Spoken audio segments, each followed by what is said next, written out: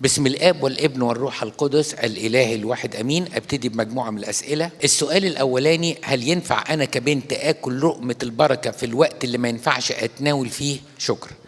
طبعا ينفع تعترفي، وينفع تاخدي لقمة البركة، وينفع كل حاجة ما عدا احتراز التناول. واحتراز التناول ده لو أب الاعتراف في حالة مرضية معينة بيدي حل فيه، عدا ذلك احنا ملتزمين باللي بتقوله الكنيسة، لكن أي حاجة تاني غير التناول ممكن. سلام يا ابونا، أنا عندي مشكلة فجأة اكتشفتها بعد 4 سنين خطوبة، وقبل الخطوبة كنت عارفاها من قبليها بسنة. المفروض هو بيحبني قوي وهو كويس معايا وطيب وكل حاجة. أنا اكتشفت انه منزل تطبيقات تعارف مش كويسه، ابليكيشنز بتاع الديتنج يعني، على موبايله، وبيكلم بنات من كذا بلد، وفيديوهات كول، فيديو كول يعني بيكلم البنت شايفها وشايفاه، وطبعا من ورايا كل ده. بس انا اكتشفته، انا مصدومه ومش عارفه اعمل ايه واواجهه ازاي، بالرغم ان انا مستحمله كل ظروفه وحياته، واكتر واحده واقفه جنبه يجي في الاخر يخني بالطريقه دي. انا تايهه ومش عارفه اعمل ايه، ومحتاجه رايك يا ابونا مع تحياتي. بص يا بنتي، اللي انا هقوله ما يلغيش انك ترجعي لاب اعترافك واب اعترافه. اللي انا هقوله ما يلغيش انك ترجعي لاب اعترافك واب اعترافه، لان احنا في ازمه عدم عفه. يعني هو مش ممكن بيروح لبنات من مواقع مختلفة وبلاد مختلفة وبيكلمهم عن المحبة الأخوية، يعني أكيد في تجاوز وأكيد في أخطاء، وهو لا يقبل أبدا إن اللي هياخدها تكون ليها علاقة بأولاد بتكلمهم فيديو كول. وبالتالي العفة ما فيهاش ولد وبنت، الطهارة ما فيهاش ولد وبنت، الطهارة والعفة قيمة مطلقة. لازم الولد يكون في عذروية وبتولية، والبنت تكون في عذروية وبتولية قبل الارتباط، لأن عندنا حاجة اسمها عقد إملاك. أنا بملك نفسي لجوزي وهو بيملك نفسه لمراته. لما بيخش الشيطان في مشكلة خطيرة قوي، ممكن تكون نزوة ويتوبوا، عشان كده قلت أب اعترافه وأب اعترافك. لكن في خوف ان ده يبقى طبع وسلوك ادماني، انا حقاني يا بنتي ما بجاملش. يعني احنا في مأزق، ممكن تكون نزوة وطيش وبيجرب وفترة وانتهت، وتبقى زي ما بيقولوا اهل العالم توبة من دي النوبة يعني. وممكن يكون سلوك ادماني. يعني ايه سلوك ادماني؟ يعني يقول لمراته بعد الجواز انا بحبك بس مش قادر ابطل. امام الله ده زنا، امام الله ده زنا. لان انا بقول ما دام الكلام هيكون في ايه، والعلاقات دي نهايتها ايه، والغرض من التواصل ده ايه، فيا اما هيتوب توبه قويه، يا اما في خوف ان ده يكون سلوك ادماني. خدي القرار بعد ما ترجعي لاب اعترافك واب اعترافه كمان. أبي أنا محتاجة أقعد معاك لأن وقع في مشكلة كبيرة. أنا مرتبطة بشخص وبقالنا 7 سنين وكنا بنحب بعض جدا، لكن حصل بينا تجاوزات كبيرة، وللأسف أنا ما بقتش بنت، وأنا كنت بثق فيه جدا، ودلوقتي هو مصمم إن احنا ننفصل ومش عاوزني. طبعا في حوارات تانية كتيرة، وكنت محتاجة أقابل قدسك. أعتقد يا بنتي أنت مش محتاجة تقابليني، أنت محتاجة تقابلي المسيح في توبة، لقاء توبة، تقفي قدام ربنا وتقولوا لي أنا ممكن يكون اتضحك عليا من عاطفتي، ممكن يكون اتضحك عليا من ضعفي، ممكن أكون وثقت في إنسان وكسرت ناموسك إن محدش يلمسني ولا يلمس جسدي إلا اللي معطى منك بالروح القدس في سر الإكليل المقدس. بس أنا بقول لك أنا غلطت وكسرت كل ده. وعايز أقول لكم حاجة يا بنات، لما أقولها إزاي مش عارف، أوقات كتيرة قوي في معظم الأحيان لما البنت بتغلط بتبقى بلا قيمة في عين اللي غلطت معاه، حتى لو كان كلام الحب المعسول هو الوسيلة اللي حقق بيها غرضه منها. اعقلوا وفوقوا، مادام انت ببلاش ومتاحة اتجوز ليه؟ طب ما انت كنت ممكن تعملي كده مع اي حد تاني يضحك عليك بكلمتين زي ما انا عملت. انا وقت الجد عايزه واحده تربي اولادي، عايز واحده تبقى اخلاقها كده. فهو بيحصل عنده صراع في الاخر خالص، بتبقى انت ضحيته. عشان انت، بص يا بنتي، انا لا الومك لان انا تحت الضعف، ومفيش انسان يدين انسان. انا من غيرتي عليكي كأب متضايق، عشان انت يلا توبي يا بنتي، ارجعي للمسيح وارجعي للكنيسه وارجعي للاب اعترافك. انت مش محتاجه تقعدي معايا، انا ما عنديش حلول. مش هقول لك ارجعي له ولا تحايل عليه يرجع لك، ما دام هو مش عاوزك خلاص. يبقى الحل التوبه، التناول، وسر الاعتراف المقدس. ابونا انا بكره اهلي جدا وهم برضو بيكرهوا بعض. واحد منهم ساب البيت والوالد بيقول انه بيحبني، واخويا بس تصرفاته لا تدل على كده، وهو مش حاططنا في اولوياته اصلا. الوالده يعني ماما اي حاجه غلط نعملها تقول انتوا زي ابوكم بالظبط، دي جينات وانتوا موارثينها. انا شايف ان اخويا الصغير طفولته بتبوظ، وانا ببعد عن ربنا خالص، وفكرت اكتر من مره في الانتحار، وانا حاليا في حاله الاكتئاب. احنا ليه بنستنى لغايه لما نوصل للاكتئاب من غير ما نطلب مساعده؟ نطلب مساعده من ربنا، نطلب مساعده من ابونا، نطلب مساعده من حد يعرفني من الكنيسه مربيني، واقول له البيت بتاعنا بيت غير سوي، بيت مريض، والبيت المريض يحتاج علاج من الكنيسه اكتر من البيت السوي. البيت السوي عارف الطريق، البيت اللي مش سوي لو سبناه هتبقى مشاكله اكتر واكتر. فمحتاجين تدخل إلهي، ومحتاجين تدخل كنسي، ومحتاجين تدخل نفسي. لو حد من الكنيسة، في بتبقى بعض الكنائس عندها خدمة اسمها خدمة المصالحة وخدمة الكونسلينج أو الإرشاد الأسري، لكن ما نسيبش نفسنا لدرجة إن خلاص أنا مش طايقة حياتي، أبويا ما بيحبش أمي وبيدعي إنه بيحبني ومقصر في طلباتي، وفي الوقت نفسه أمي بتقول عليه إننا جينات، واخدين جينات أبويا، والموقف لا يحتمل، موقف لا يحتمل. فأنت بتقابلي المشكلة لوحدك، بتتعصري تحتيها. الحل الوحيد، مش غلط إن الإنسان يقول I need help، أنا محتاج مساعدة. ما تسيبوش نفسكم أبدا توصلوا للكآبة اللي تتحول لاكتئاب ثم تتحول لأعراض أمراض نفسية. دايما when I need help أرفع إيدي وأقول أنا محتاج مساعدة. مش تكلموا أي حد من صحباتكم اللي يكون ممكن تكون مشورته مشورة مش مظبوطة. أتمنى أن يبقى ناس في قلبهم مخافة ربنا وعندهم خبرة الحياة عشان يعرفوا يساعدوكوا صح شوية. لو أنت قلتي لي يا بنتي أنت ساكنة فين وكنيستك مين، أنا ممكن أعرف بعض الكهنة اللي يقدروا يساعدوا في بعض المناطق. مش بدعي كل المناطق، لكن بعض المناطق وخاصة اللي قريبة من كنيستنا. كلمي ربنا، قولي له شيل الاكتئاب من قلبي وشيل إحساس الانتحار ده، وأنت قادر تتمجد في حياة أخويا الصغير وحياة البيت وحياة البيت كلها. علشان كده الفترة الجاية ركزي في الصلاة من أجل خلاص نفوس أسرتك كلها. واحدة زعلانة قوي قوي إنها اتشفعت بأحد القديسين، ولما اتشفعت بأحد القديسين كانت داخلة في مادة معينة، يعني هي مدية المادة ده للقديس ده، فنزلت 4 درجات. وبعدين في موقف تاني راحت دير من الأديرة وطلبت من القديس ده ان احنا هنكون في وصايتك توصلنا وترجعنا. اليوم باظ خالص وحصلت خناقة كبيرة جوه الرحلة، لدرجة ان قرايبي وعيلتي اتضربوا، ده غير الصويت. وبعد كده كنت اشطر واحده في ماده وبحبها جدا، وكنت بحلها واتشفعت بهذا الشفيع وما جبتش الدرجه اللي انا كنت مستنياها. بصراحه بقيت اخاف من شفاعه هذا القديس، وبخاف اطلبه من اساسه، وبحس ان انا كل ما اطلبه تحصل لي حاجه وحشه. دي اسوأ صوره عن الشفاعه. بصوا يا حبايبي، انا عاوز علاقتنا بالقديسين تبقى علاقة صداقة. عارفين يعني ايه علاقة صداقة؟ علاقة صداقة وعلاقة عشم، مش علاقة منفعية. يعني علاقة منفعية يعني مين اللي بيجيب أكتر. يعني مثلا واحدة تقول الفيزياء على مريمينا، واحدة قالت لها أنا بقول أي كلام، ده الأنبا ونس بتاع الفيزياء مخصوص، تاني يوم تغير مريمينا وتحط صورة فوقيه. فهي مش بتدور على شفاعة وصداقة، هي بتدور هنا على نوع من أنواع الطلبات والمصالح. القصة بيننا وبين القديسين قصة صداقة وصحوبية وقدوة.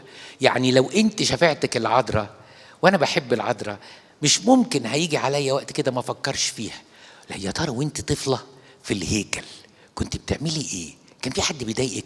طب لو واد شقي جه مرة كده وخبطك، عايز اعرف كان انت كده بقداستك اي كلام، بس تلاقي الواحد سرحان في حاجات الناس ما بتسرحش فيها. طب يا ستي عذراء دلوقتي بيوصونا ان احنا نصلي لك ان في وقت موتنا تيجي ولمؤامرة الاعداء تهزمي. انا عايز افهم اكتر، هو انت في الموقف ده بتعملي ايه؟ بتدافع عننا ولا بتبعدش؟ انت بتعملي ايه يا ترى لما انت كنت شايله رب المجد يسوع المسيح في حجرك؟ كنت حاسه بايه وانت عارفه انت شايله مين؟ يا نهار ابيض، ده انا افضل امسك العطره دي اقعد فيها نص ساعه مش عارف اخرج براها، مش عشان 3 نمر في ماده ولا 3 نمر في مادتين وماري جرجس معاها.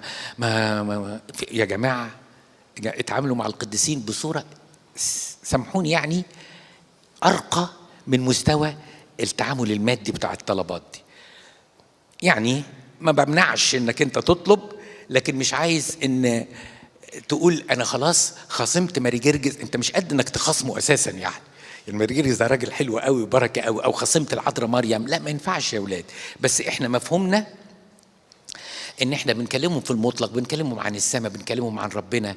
بنكلمهم يا ست عذراء انت دلوقتي عايز اعرف مجدك في الفردوس ده شكله ايه؟ ده انت اوصافك ملهاش عدد. دي شفاعه، دي صداقه، دي محبه، دي موده. وعتاب ممكن كده برضو تسيبيني في ال4 درجات او تسيبني في ال4 درجات، مفيش مانع، بس مش هو ده الاساس.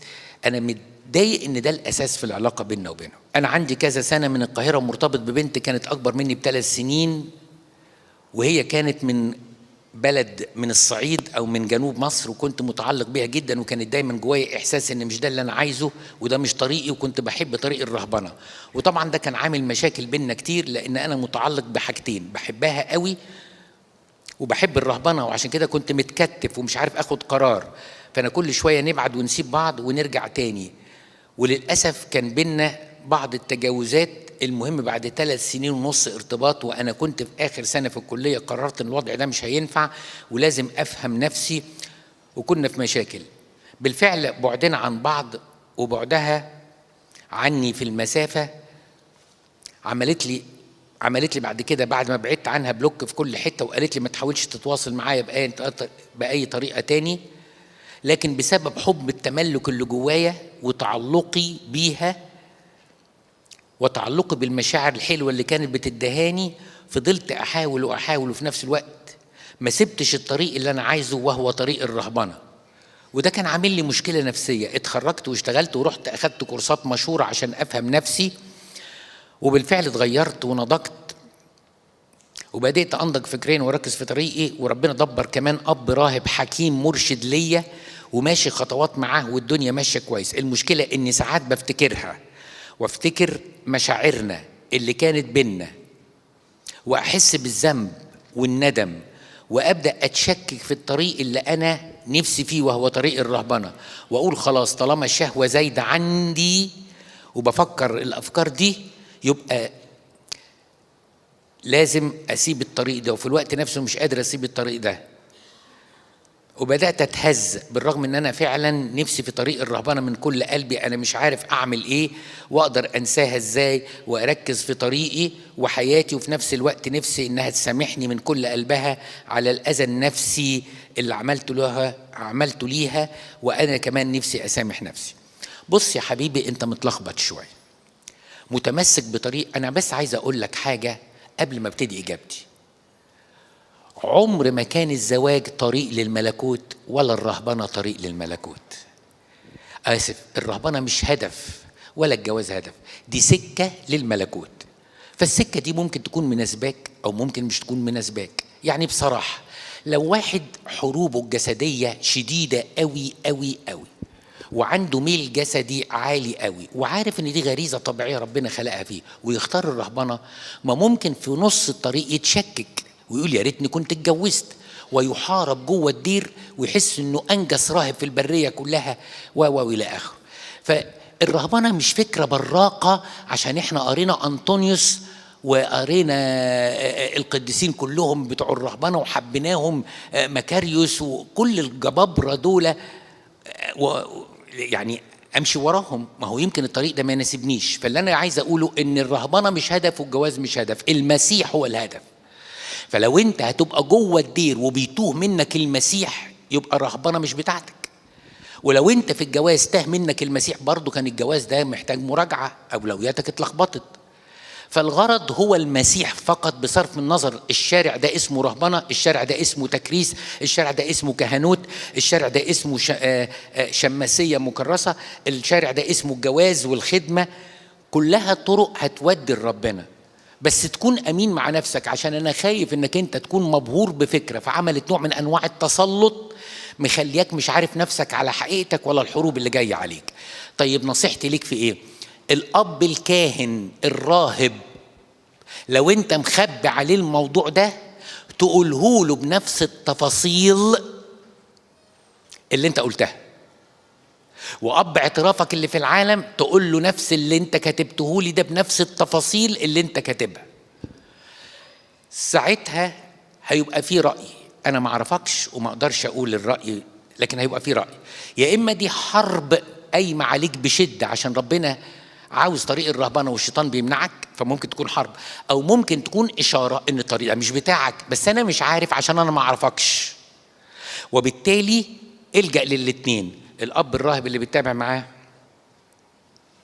واب اعترافك اللي في العالم اللي انت بتتابع معاه. سؤال: انا مرتبط بانسانه امريكيه بقالي 8 شهور، هي اصلها نص مكسيكي ونص اسكندنافي، يعني ابيض، يعني مخلطه مكسيكان على ابيض. يعني عيلتها كلها كاثوليك، بتعرف عليها وقلت لها عن مبدئي ككنيسه ارثوذكسيه، ولو حصل جواز لازم يكون تحت كنيستي، وطبعا من غير اي ملامسات ومفيش اي تجاوزات قبل الجواز. عجبها جدا ان انا صاحب مبدأ، وعجبها المبدأ وقالت لي وكاتب جمله بالانجليزي ان في حاجه جواها بتقول ان هو المفروض الطريق يبقى بالشكل ده. يعني مبسوطه باللي بيقوله. عاوز اخليها تعرف الكنيسه اكتر وتتعمد وتدخل الكنيسه. ازاي اعمل كده؟ خصوصا ان كنيستنا مش بتوجه دعوه مباشره للاجانب، خصوصا ان انا النولج بتاعتي الكنسيه ضعيفه وعن الدين مش قوي، لكن انا بحب الحياه المسيحيه والاجتماع ملتزم بيه كل يوم 4. تاني حاجه، هي كنيستنا بتقبل الجواز من الاجانب خصوصا انها اكبر مني ب5 سنين، ولا انا كده في علاقه غلط؟ هبتدي باسهل جزئيه في السؤال. احنا ما عندناش مانع ان اي حد ممكن يتجوز، بدليل ان احنا بنعمل زيجات مختلطه هنا، ويقول لي يا ابونا من فضلك اعمل الاكليل بالانجليزي لان العروسه امريكيه العروسه انجليزيه. وممكن بس الشرط انها تكون عرفت الايمان الارثوذكسي وامنت بايمان الارثوذكسي، وحذرناها ان مفيش طلاق عندنا الا لعله الزنا. فلو هي مشيت في الخطوات وامنت ما بيبقاش في مانع عند الكنيسه من هذا الزواج المختلط، وفي زيجات موجوده بالشكل ده. لكن تعالى نيجي لمشكلتك انت. بص يا حبيبي، انت بتحضر الاجتماع هنا كل يوم 4، يعني انت مش عايش في امريكا. السؤال في مجمله انك مش عايش في امريكا. تعارف الانترنت بيدي لك قشره، ما بتشوفش الانسان لما بتخرج معاه ردود افعاله عند غضبه شكلها ايه، ما بتشوفش الانسان واسرته حجم الحريه اللي هي متعوده عليها ايه، حجم الخروجات. انت لازم تكون عارف كتير قوي. فانا شايف ان علشان ابتدي اعجب بواحده وارتاح لها، ده تعود هيحصل مع اي واحده عاده اجنبيه. يعني لو اي واحده اجنبيه تحس ان في ارتياح ومتلهف، تفتح وتشوفها اونلاين ولا مش اونلاين، وفي شات ولا ما فيش شات، وهتصحى 4 الصبح تعمل شات، وتصحى في اي وقت تعمل شات، ده تعلق. لكن الارتباط بتاعنا بيبقى ناس عايشين مع بعض 7 8 9 اشهر مع بعض اون ديلي بيزس، وبيكتشفوا بعد 7 8 اشهر مش قادرين نكمل مع بعض لاختلاف جوهري في الطباع. انا مش ضد انك ترتبط بيها، بس انا شايف ان في جزء كبير قوي. هل انت ممكن تقدر تاخد فيزا بالرغم ان فيزا امريكا بقت صعبه جدا اليومين دول؟ تقدر تاخد فيزا وهي شبه مستحيلة، ولو انت معاك فيزا تقدر تروح وتقعد هناك شهر واثنين وثلاثة في تعارف، بتشوف هي حياتها شكلها ايه. لكن بالنسبة للداتا اللي انت مدهاني دي، القصة ملهاش علاقة بالكاثوليكية والأرثوذكسية، ده احنا لسه هنخش في الموضوع ده ليتر.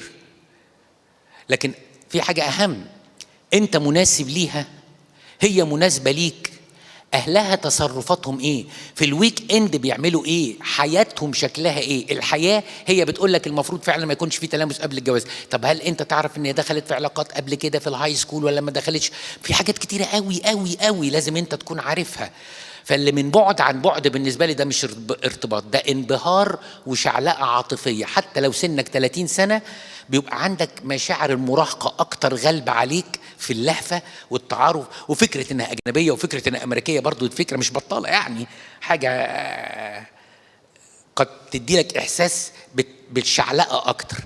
لكن لا، أنا ما بتكلم على الارتباط، بتكلم إن في اختلاف في الكالتشر، في اختلاف في الأبعاد، في التصرفات، في الشخصية. مش هيكفي أبدا من خلال الإنترنت إنك تمشي في موضوع الارتباط. طيب هنكتفي بالقدر ده من الأسئلة لو سمحتوا لي. باسم الآب والابن والروح القدس الإله الواحد أمين. أفكر حضراتكم إحنا اتكلمنا في إيه الأربع اللي فات، عشان إحنا هنكمل على اللي إحنا قلناه. اتكلمنا عن آية صعبة قوي قوي قوي، مثل قاله رب المجد يسوع في لوقا 1 بيقول لأنه فيما ينبغي أن يصلى كل حين ولا. وقلنا إن محدش يقدر يصلي كل حين، واديتكم أمثلة على القداس أبو 5 ساعات، واديتكم إحساس إن مين فينا ده اللي بيصلي صلوات الأجبية كلها بكل المزامير. فاكرين الكلام ده؟ كانت مقدمة. وبعدين قلنا ربنا لما قال صلوا كل حين ولا تمل، عاوز يقول لك إنك طول النهار تكون متواصل معايا. واتكلمنا عن موضوع اسمه أشكال الصلاة، وضربت مثل بين زوج وزوجته. ممكن يبقى فيه حوار عبارة عن نظرة، وحوار عبارة عن كلمة، وحوار نص ساعة، وحوار ربع ساعة، وكل أنواع التواصل دي بتؤكد أن هناك علاقة جيدة بين هذا الزوج وهذه الزوجة. وقلنا أن ده مثل تمثيل للعلاقة في الصلاة بيني وبين ربنا. وقلنا أمثلة كتيرة قوي عن الصلاة. فاكرين الكلام ده ولا ناسينه؟ في ناس ما كانتش موجودة، تراجع الموضوع ده لأن دي مهم قوي إنك تسمعه وبعدين تسمع بتاعة النهار. فاتكلمنا على أشكال الصلاة، وقلنا إن في 3 أشكال من الصلاة. الصلاة القانونية أو التدبيرية، وقلنا حتى اديتكم مثلا لو واحد وزوجته اكتشفوا إنه قاعدين يقعدوا مع بعض وما بيلاقوش وقت، لو ما حددوش وقت مش هيقعدوا. فكلمة إن أنا أحدد مكان وحدد زمان للقاء الله كل يوم، ده الآباء سموه القانون الروحي، أو سموه التدبير الروحي، أو سموه النظام الروحي. وده أول شكل من أشكال الصلاة، إنك أنت بتصلي باكر الصبح أو بتصلي الغروب أو بتصلي قداس في الأسبوع، ده فيه التزام، ده اسمه التدبير أو النظام أو القانون. وقلنا في تدبير تاني هنتعلمه أو تدريب اسمه إن أنا أصلي قبل كل حاجة، قبل ما أصلي، قبل ما أسوق، قبل ما أكل. فاكرين الكلام ده؟ وقلنا آخر حاجة أصلي في وسط كل حاجة. يبقى كده الإنسان بيسعى بكل قوته إنه هو يصلي كل حين دون ملل، متصل بربنا طول النهار، ويعتبر إن كل فترة سرح فيها عن ربنا دي يا ما كنت أولى أتكلم فيها مع ربنا. وعلى فكرة الكلام ده مش للرهبان. المسيح لما قال الآية دي قالها للجموع، لما قال ينبغي أن يصلي كل حين ولا مل، قال الكلام ده مش للبتوليين، مش للرهبان، مش مكرسين، مش للكهنة، ده قالوا لكل الناس. فدي آية عامة. المرة اللي فاتت اتكلمت عن أشكال الصلاة، والجزء الثاني هتكلم النهاردة عن حاجة كده عنوانها شروط الصلاة اللي ربنا يقبلها. بس أنا النهاردة هقول شرط واحد بس، والشرط ده 3 نقط. شرط يتكون من 3. الشرط الأول حتى تقبل صلواتك، فرضا أنت وصلت أنك أنت تصلي كل حين ولم تمل. ممكن ولا واحدة فيهم توصل السماء، يقول لك أنت بغبغان. يعني إيه بغبغان؟ حافظ المزامير فبتقولها، حافظ الألحان فبتقولها، بس بغبغان مش حاسس. مش في واحد ممكن يكون حافظ الألحان في القداس وهو سرحان في 100 حاجة بس اللحن حافظه، زي اللي بيسمع بس دماغه مش معانا. ففي شروط للصلاة المستمرة دي علشان ربنا يقبلها. الشرط الأولاني واحد، أن تكون من القلب. مرتين يتقالوا في العهد القديم ومرتين في العهد الجديد. في أشعية اتقال الكلام ده مرتين، أن هذا الشعب يعبدني بشفتيه أما قلبه. والمسيح يقول حسنا قيل أو حسنا قال أشعياء أن هذا الشعب يعبدني بشفتيه أما قلبه فإيه؟ فمبتعد عنه. فالصلاة المحفوظة مش غلط، دي بتقدس القلب والعقل، لكن لو مش طالعة من القلب لا قيمة لها أمام الله، لأن ممكن في بغبغانات تكون صوتها أحلى مننا وألحانها أحلى مننا. الشرط الأولاني من القلب. بس عشان ما تناموش مني، أنا عاوز أسأل منكم أي حد، لما أنت تيجي تتكلم معايا وأقول لك أهم حاجة تكلمني باللي في قلبك ومن قلبك، أقصد إيه؟ أي حد فيكم يجاوب. أقصد إيه؟ الصراحة. إيه كمان؟ الصراحة، وهي الصراحة والأمانة حاجة. ها، تكون دغري. ها، الصراحة ما هي برضو الصراحة يعني دغري. ها، حاجة غير الصراحة. طيب أوكي، أنا هقول اللي أنت قلتوه. لما نقول فلان ده بيتكلم من قلبه، هقول 3 حاجات فيها. أول حاجة يتكلم بصدق. عارفين يعني إيه يتكلم بصدق؟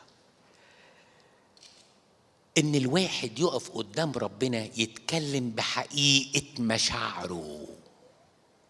يعني إيه حقيقة مشاعره؟ دي قلتها لكم بدل المرة 10. عارفين إحنا ليه الكنيسة بتصلي المزامير كل يوم؟ لأن أحلى ما في المزامير إنها بتغطي كل المشاعر الإنسانية. يعني إيه؟ يعني داود لما كان بيبقى زعلان بيقول أنا زعلان، ولما بيحس إن أعداؤه تطاولوا عليه يا رب لماذا كثر الذين يحزنونني كثيرون بيعايروني، يقول ليس له بإله خلاص. لما يحس إن بيصلي وربنا بيسمعه يقول يا رب لماذا تختفي في أزمنة الضيق. لما يحس إن ما لقاش رجا مع الناس يقول له رفعت عيني إلى السماء من حيث تعوني، معونتي من عندك أنت بس يا رب، أصل كله باطل. عرف يتكلم بمشاعره، عرف يتكلم باللي حسه. بولس إذا كان قال لنا كده يبقى أكيد قال لربنا كده. ده بولس في رسالته لأهل كورنثوس الثانية بيتكلم على المصايب اللي شافها في الخدمة، بيقول حتى يئسنا من الحياة. إذا كان بولس بيقول لنا إحنا يئسنا من الحياة، يبقى قال ربنا إيه؟ قال ربنا الكلام ده قبل ما يقوله لنا إحنا، يعني هو بيشرح لنا اللي حصل له. فهو وقف قدام ربنا بيقول له يا رب ده الضغوط من كل حتة، مضطهدين ومتضايقين ومكتئبين لكن غير متضايقين. طلع كل مشاعر ربنا. بولس الجبار ممكن يحس بشبه شعور الكآبة بولس بتاع الرجاء، بولس اللي قال افرحوا بالرب كل حين وأقول أيضا افرحوا، يوصل بيه الدرجة إن يحس بمشاعر اكتئاب.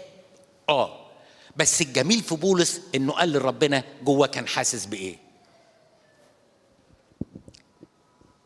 أوقات إحنا بنقول كلام مش بتاعنا، مش حاسه، واقف بلف وادور، كلمات لا معنى لها في أذن الله لأنها مش طالعة من قلبي. علشان كده إحنا لا ننال الشفاء ولا ننال التعزية، لأن بنقول كلام مش حاسينه. أنت مع أبوك تقول اللي أنت عايزه ومحدش يحجر عليك وتقول اللي أنت حاسه. أنا من حقي أكون النهاردة مكسور، أقف قدام ربنا أقول له أبانا الذي، أقول له بص يا رب قبل ما أقول لك صلاة الشكر أنا ملتزم بالقانون والتدبير، بس أنا حاسس إن أنا مكسور، أنا مضغوط، أنا فيه دمعة كده متحاشة في زوري، ما تنزلها يا رب عشان أرتاح وأعرف أشكرك. ولو عيطت دي صلاة، ولو ما قلت صلاة الشكر وفضلت أكلم ربنا باللي في قلبي لغاية لما أهدى وأعرف أقول صلاة الشكر، يبقى أنت كنت صادق مع ربنا في كلامك. ربنا عارف صلاة الشكر مش محتاج تسمعها له، وعارف ارحمني قالك عظيم رحمتك، لأن الروح القدس هو اللي ممليها لمين؟ لداود النبي. أنت مش بتسمع لأبوك، أنت بتتكلم مع أبوك. وأحلى وأحلى إن لما تقول ارحمني يا الله عظيم رحمتك تقولها من قلبك وبإحساسك.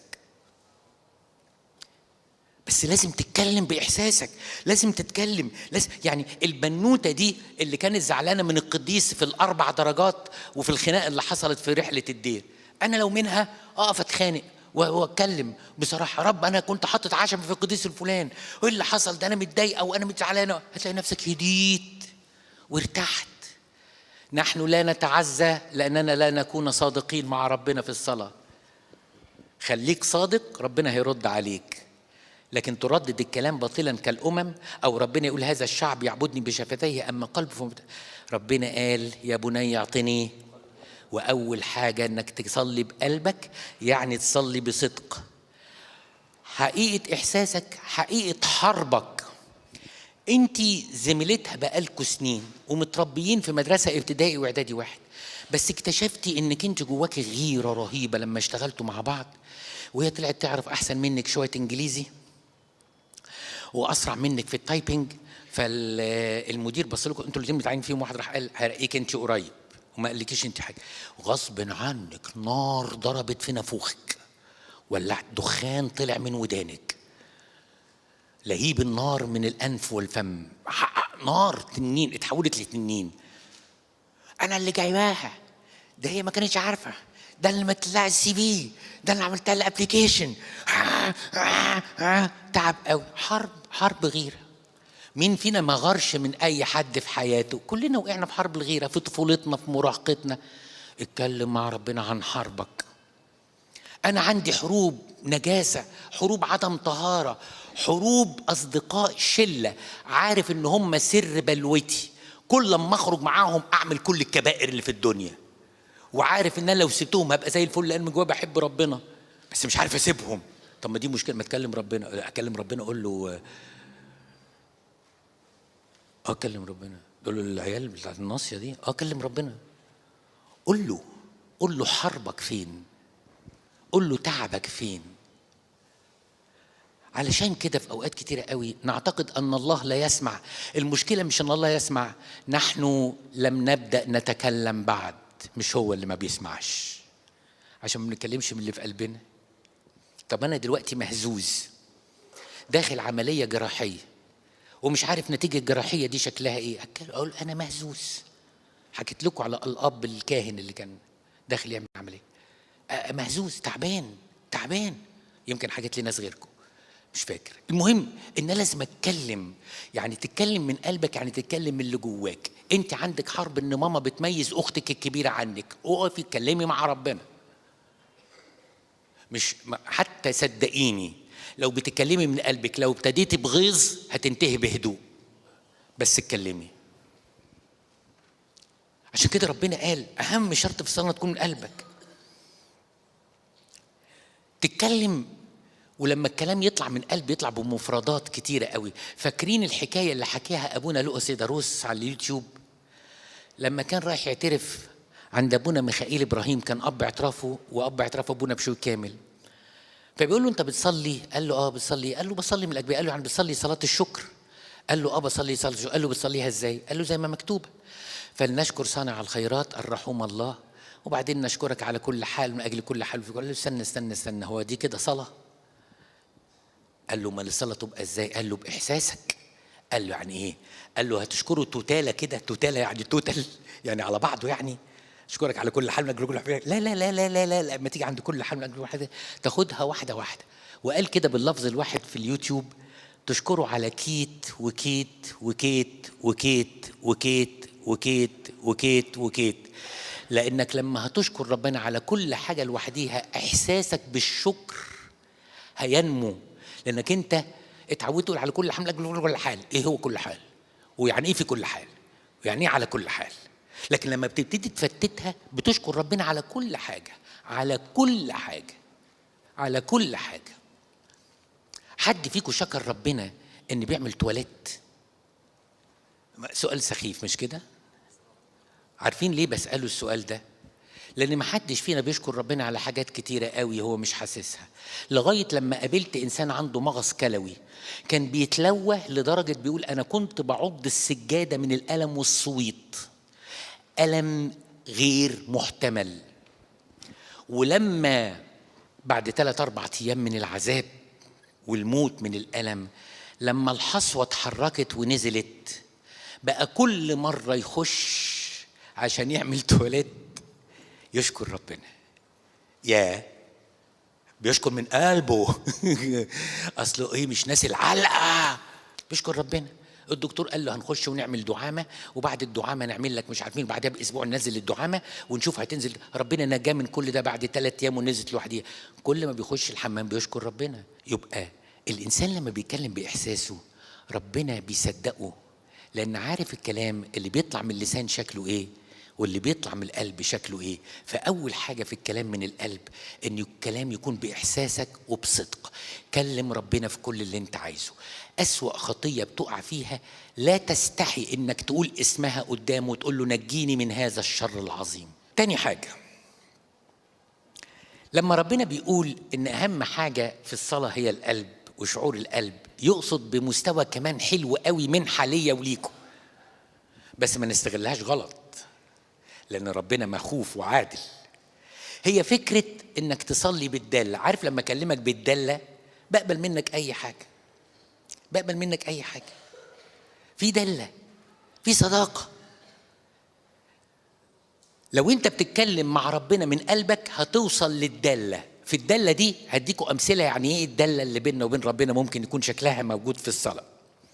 يعني على سبيل المثال، في أوقات بتقابلني حاجات أنا أمام الله بالرغم من السن اللي أنا وصلت له وكل سنين الخدمة اللي فاتت لا أفهم لماذا فعل ربنا هذا، ولا أجد تبرير يرضي عقلي، أقول لكم كمان ولا يرضي مشاعري. بقف قدام بعض الأحداث سادد. بس عارفين المنفس إيه؟ إن لما بيكون تعبان قوي قوي بقف وأقول له بدالة، هو اللي بيحصل ده ليه واللي بيحصل ده إزاي؟ أنا واثق في حكمتك وفي تدبيرك، بس أنا مش فاهم ومضطرب. فهمني.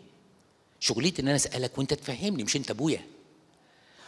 أنت سايب كده سنة 2013 و2014 الكنايس تقع. ما احنا ياما سمعنا 100 قصة على ماري جرجس حمد الرهبات ومش عارف أبو سفين حمد الرهبات، وبيتسحلوا في الصعيد وبيقتلوهم في الصعيد.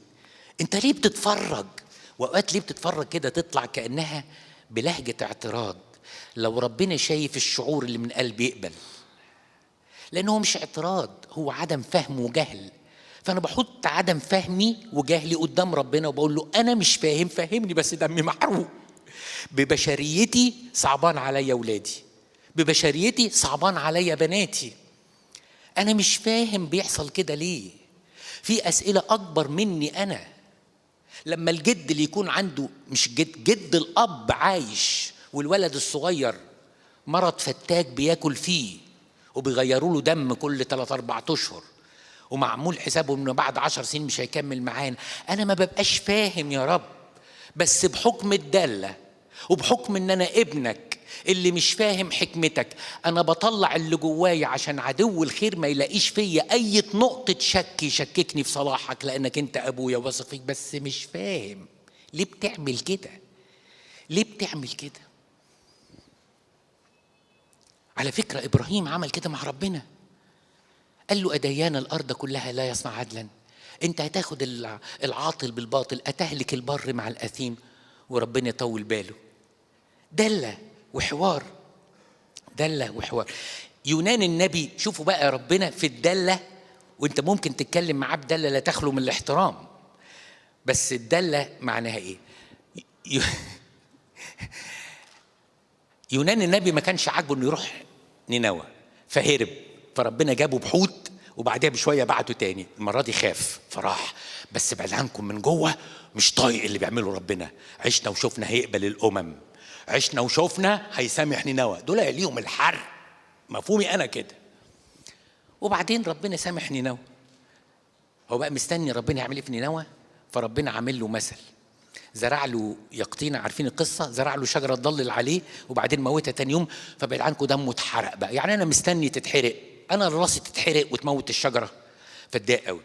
فربنا يقول له سؤال، يقول له بالصواب اختصت، يعني انت معاك حق في غيظك اللي انت غيظه ده. عارفين يرد على ربنا يقول له ايه؟ معايا حق عشان انت تغيظ.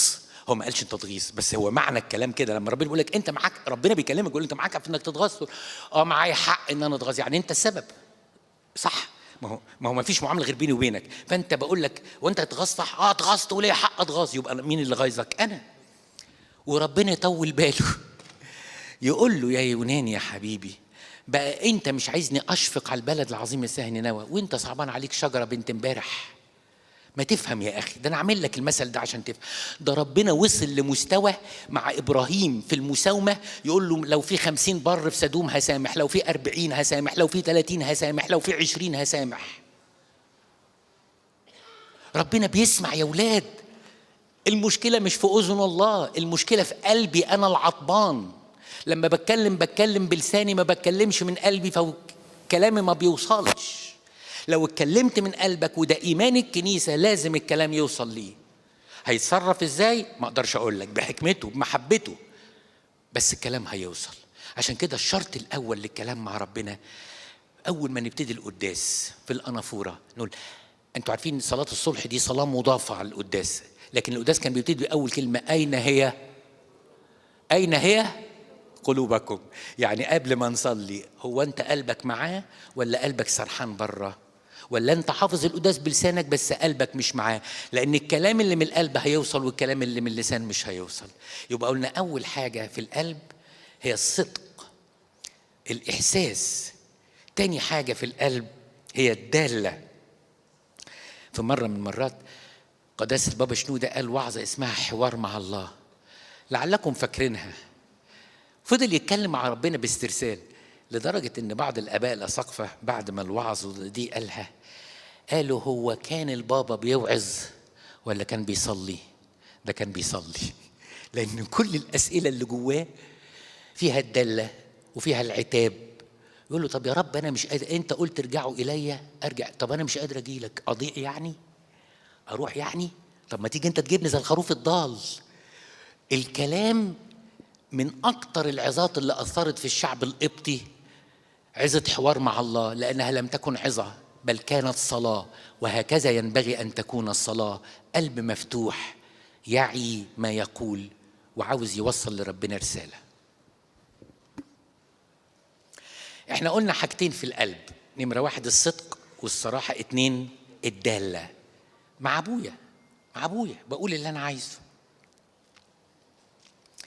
النقطة الأخيرة والثالثة، عشان أقول لكم عنوان الثالث اللي ربنا طالبه من قلبنا إيه عشان صلاتنا يسمعها، أحكي لكم مقدمة في دقيقة واحدة. تثنية 28 في كم من الويلات تحس إن ربنا جديد قوي مع شعبه. بيقول لي مش هيسمع وصاياه ويعمل بيها، يحصل فيه 1 2 و3 و4 و5، لدرجة إن بيقول آية مرعبة، في ليلك تتمنى نهارك وفي نهارك تتمنى امتى يجي ليلك. عارفين يعني ايه؟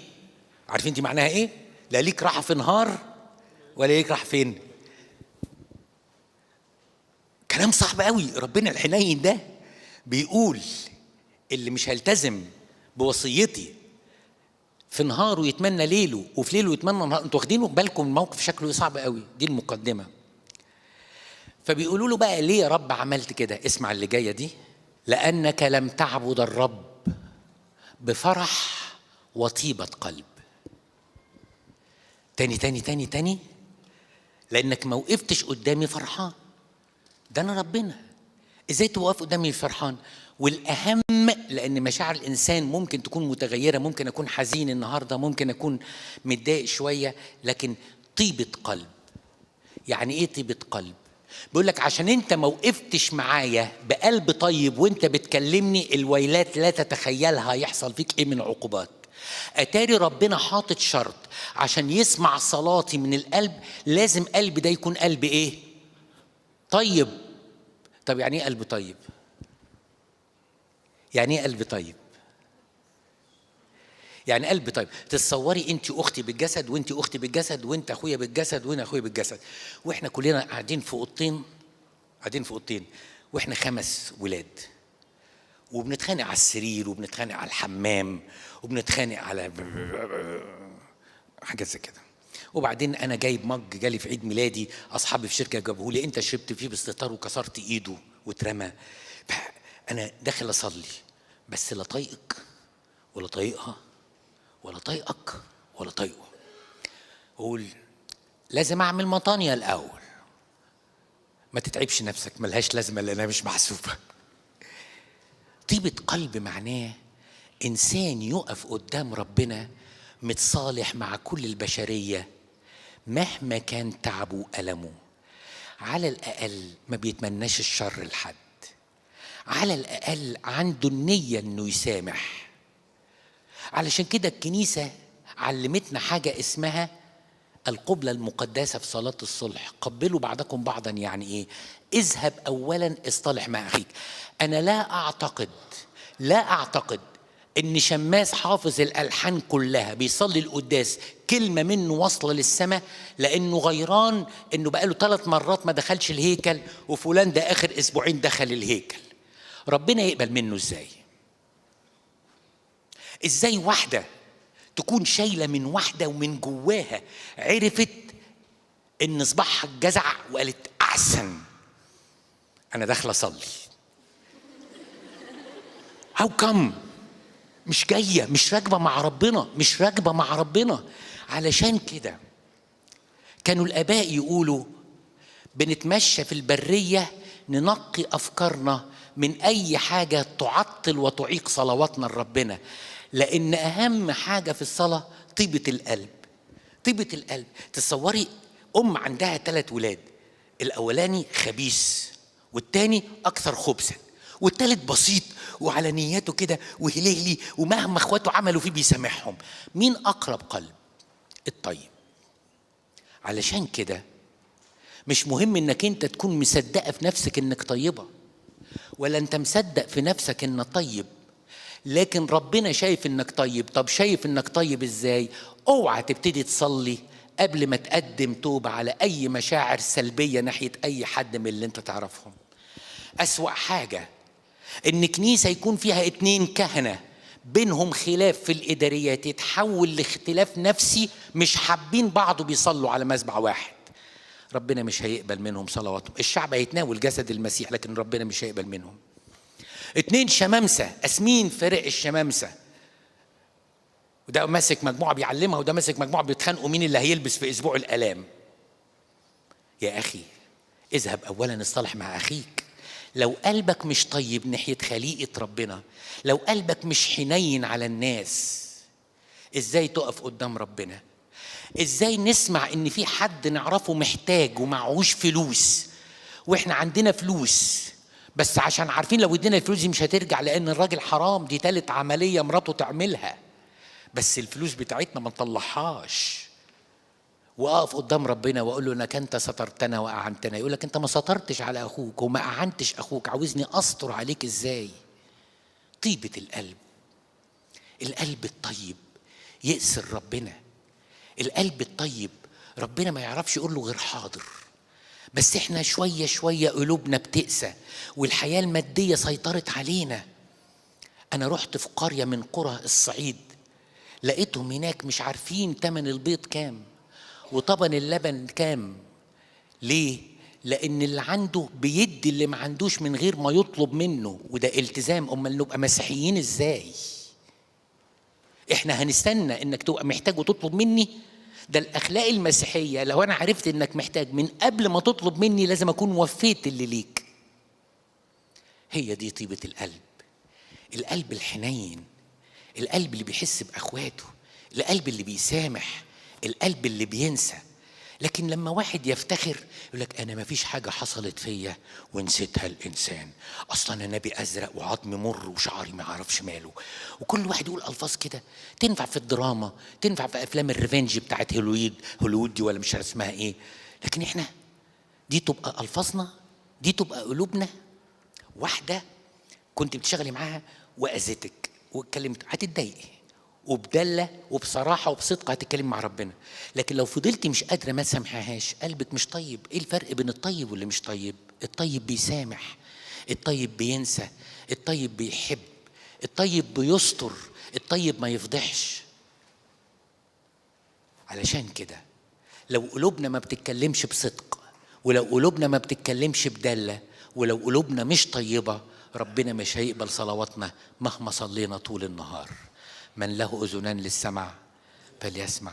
ربنا يديني ويديكم. لإلهنا كل مجد وكرامة الآن.